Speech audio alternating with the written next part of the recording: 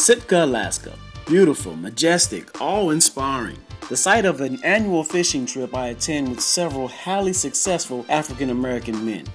I thought this would be a great place for our new documentary series, Conversations with a Millionaire. The topic of our conversation for this trip, wealth. What is wealth? How do you get it? And how do you keep it? And what's the importance of passing it on to others? The answers I received from this group of men whose common thread is that they're all wealthy may surprise you. We begin with two brothers who discuss what wealth means to them and how they were raised to be responsible and to value education. Wealth has given you and your family some independence to make decisions about your life, career, and to be able to help society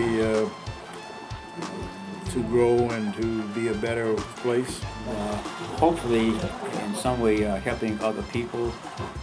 I think these are key factors, and for us, it occurred at a very early stage. I think I left home, I just turned 17, but in those years, it was as my dad would say, I don't know where you're going, but you're going away from here. It was his intent that we all try to do as he said better than he was doing, and as far as he was concerned, the definition of doing better, the way to achieve it was to get some type of education. For me, the biggest fear is getting my kids to fully realize the challenge that lie ahead of them. That while some things may have been easy for them as they grow up, the world is still a very, very complicated place. One, because they happen to be African Americans, and two, I think the financial world is a lot tougher to deal with than it ever has been. As difficult as we may think that we had it, there was not much money. In a lot of ways, there was not much opportunity. Today, it is much more distressing. In order to go to college, it's tougher because no matter how much you work or a child works or how much you give them, it's very difficult to get the tuition money that's necessary for going to college. Viktor Frankl, renowned psychiatrist and Holocaust survivor, once said that everything can be taken from a person but one thing. The last of human freedoms is the right to choose one's attitudes in any given set of circumstances. And Frankl was right. Attitude is a choice. Therefore, a person with a wealthy attitude may not necessarily be financially rich just yet, but will be soon enough. Let's listen to a father and son discuss the attitude necessary in building a family legacy. A legacy is an interesting word because I think everyone who is a part of a nuclear family has a role to play in that legacy, ultimately. And the objective is not necessarily to leave those that you survive millionaires and rich, but you do create an expectation for yourself that you want to leave them something that will help carry that legacy on.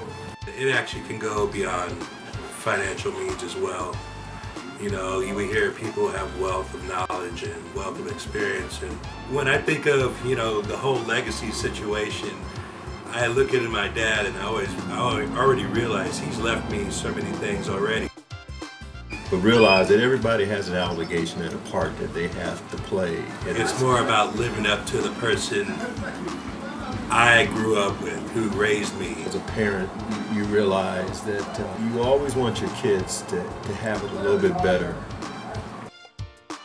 We'll be right back with more Conversations with a Millionaire.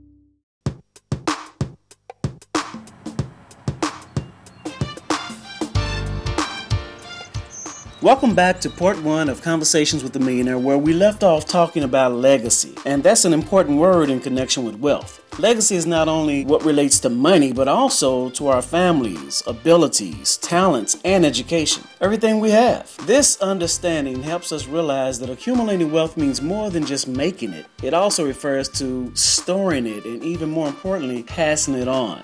Let's listen to another father and son duo talk about the importance of transferring the family business to the next generation. The biggest honor for a father is to have a son who wants to follow in his footsteps. And I feel extremely blessed that I have a son who not only has a desire to continue the family business, but also has the ability, the intelligence, and all of the necessary tools to be successful in carrying on the business, to keep the legacy that I have strived to build going on into the future. Having that role, or having a role to play in a family business, mine probably a little more unique than some because I'm an only child and the only sibling. Obviously, all of the responsibility for future ends up resting upon my shoulders. And I'm at a stage in life now where I realize that I am probably wealthy, but it hasn't really changed a whole lot of things about me. In a lot of ways, I'm very similar to my dad. I keep it simple. I just try to beat the best that's on record. If it's a record year, I want to top it the next year.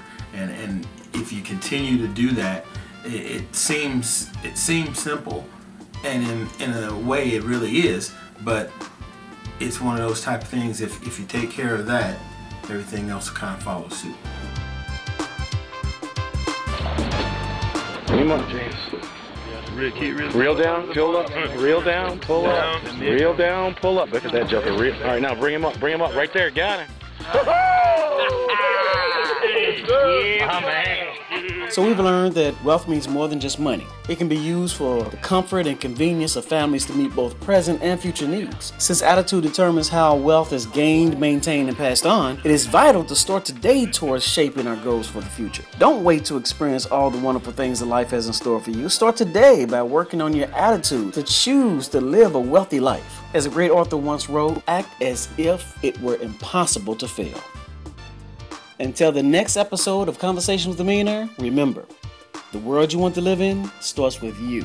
Build wealth.